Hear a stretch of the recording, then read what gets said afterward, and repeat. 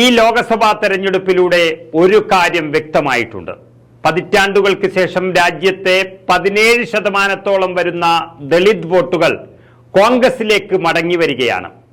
അത് മടങ്ങി വന്ന സന്തോഷത്തിലും പ്രതീക്ഷയിലുമാണ് കോൺഗ്രസ് നേതൃത്വം. ലോക്സഭാ തെരഞ്ഞെടുപ്പിലെ നേട്ടത്തിന്റെ പശ്ചാത്തലത്തിൽ ദളിത് വോട്ടുകൾ വിലയിരുത്തപ്പെടുമ്പോൾ ഭാവി പ്രതീക്ഷകൾ സജീവമാക്കിയിരിക്കുകയാണ് കോൺഗ്രസ് പാർട്ടി. ഇന്ദിരാഗാന്ധിയുടെ കാലത്ത് ദളിത് സമൂഹം നൽകിയ വലിയ പിന്തുണയാണ് ഈ രാജ്യത്ത് കോൺഗ്രസ് തരംഗം ഉണ്ടാക്കിയത്. അവർക്ക് ശേഷം ഒരു പരിധിവരെ രാജീവ് ഗാന്ധിയും അത് പിടിച്ചു നിർത്തി. പക്ഷെ അതിനുശേഷം വന്ന കോൺഗ്രസ് പ്രധാനമന്ത്രിമാർക്കും പാർട്ടി നേതൃത്വത്തിനും അതിൽ മുഴുവൻ പിടിച്ചു നിർത്താൻ കഴിഞ്ഞിട്ടില്ല. കാൻഷിറാം BSP രൂപീകരിച്ചു. അവർ പിന്നീട് മായാവതിക്ക് കൈമാറി. അങ്ങനെ നല്ലൊരു വിഭാഗം ദളിതരും അതിലേക്ക് ചേക്കേറി.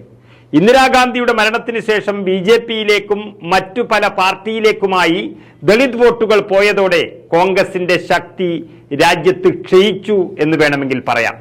എന്നാൽ പോയതിനേക്കാളും ശക്തിയിൽ ആ പിന്തുണ വീണ്ടെടുക്കുകയാണ് ഇപ്പോൾ കോൺഗ്രസ്. അതുകൊണ്ട് തന്നെ മുന്നിലുള്ള ഓരോ തെരഞ്ഞെടുപ്പുകളും ലക്ഷ്യമിട്ട് ദളിത് സമുദായങ്ങളെ ഒപ്പം നിർത്താനുള്ള പ്രവർത്തന പദ്ധതി തയ്യാറാക്കുന്ന തിരക്കിലാണ് കോൺഗ്രസ് നേതൃത്വം. ഹൈക്കമാൻഡിന്റെ നിർദ്ദേശപ്രകാരം ഓരോ സംസ്ഥാനങ്ങളിലും ഈ പുതിയ നീക്കം തകൃതിയായി നടക്കുകയാണ്. ഓരോ ഇടങ്ങളിലെയും സ്വാധീനമുള്ള ദളിത് വ്യക്തിത്വങ്ങളെ തിരിച്ചറിഞ്ഞ് അവരിലെത്തുക, ഡിവിഷൻ തലങ്ങളിൽ പ്രത്യേക സമ്മേളനങ്ങളും ജില്ലാതല ദളിത് കൂട്ടായ്മകളും സംഘടിപ്പിക്കുക തുടങ്ങിയവയാണ് ഇനി കോൺഗ്രസ് ലക്ഷ്യമിടുന്ന പദ്ധതികൾ. ദളിതുകൾ പരമ്പരാഗതമായി കോൺഗ്രസിന്റെ വോട്ട് ബാങ്കാണ്. പക്ഷെ ചില തെറ്റിദ്ധാരണകളാൽ കുറച്ചു കാലമായി അവർ അകന്നു നിൽക്കുന്നു. എന്തായാലും ഈ തെരഞ്ഞെടുപ്പിൽ അവർ ഭരണഘടനയുടെ പേരിലോ രാഹുൽ ഗാന്ധിയുടെ പേരിലോ ആകട്ടെ കോൺഗ്രസിനെ പിന്തുണച്ചു. ദളിതുകൾ കോൺഗ്രസിനെ പിന്തുണക്കുന്ന കാര്യത്തിൽ ഒരു ചുവടവർ മുന്നോട്ട് വച്ചു കഴിഞ്ഞു. ഇനി അവരിലേക്ക് എത്തുക എന്നൊരു ചുവട് വെക്കുക എന്നുള്ളതാണ് കോൺഗ്രസിന്റെ ഉത്തരവാദിത്തമെന്ന് കോൺഗ്രസിന്റെ നേതൃത്വം തന്നെ പറയുന്നു. താഴെത്തട്ടിൽ പാർട്ടി ദളിത് സംഘടന സജീവമാക്കാൻ പ്രമുഖ ദളിത് വ്യക്തിത്വങ്ങളെ നേതൃത്വമേൽപ്പിക്കാനും കോൺഗ്രസ് ആലോചിക്കുന്നു. ദളിത് സമുദായങ്ങളിൽ നിന്നുള്ള പ്രൊഫഷണലുകളെ അടുത്തേക്കെത്താനും അവരുടെ നിർദ്ദേശങ്ങൾ സ്വീകരിക്കാനും പാർട്ടി തീരുമാനിച്ചു കഴിഞ്ഞു. അങ്ങനെ ഒരു ഉദ്ദേശമുണ്ട് പാർട്ടിക്ക്.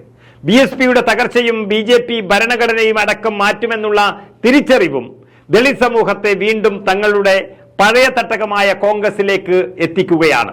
പഴയ കാലം മുതൽ ഇന്ദിരാഗാന്ധി വരെയുള്ള നേതാക്കൾക്ക് ദളിത് സമൂഹം നൽകിയിരുന്നത് അഭൂതപൂർവമായ പിന്തുണയായിരുന്നു. ആ 17% പൂർണ്ണമായും തിരിച്ചു കൊണ്ടുവരാനായാൽ ഈ രാജ്യം വീണ്ടും കോൺഗ്രസിന്റെ സ്വന്തമായി മാറും. അതിൽ സംശയമില്ല. അതാണ് നമ്മൾ പലവട്ടം പറഞ്ഞത്. കോൺഗ്രസ് എന്ന പ്രസ്ഥാനം ഈ രാജ്യത്ത് ആഴത്തിൽ വേരുകളുള്ള പ്രസ്ഥാനമാണ്. അതിന് വെള്ളവും വളവും നൽകിയാൽ അത് പടർന്ന് പന്തലിക്കുക തന്നെ ചെയ്യും. അതാണ് ഈ ദളിത് വോട്ടുകളുടെ തിരിച്ചുവരവിലൂടെ കാണാൻ കഴിയുന്ന ദൃഷ്ടാന്തം.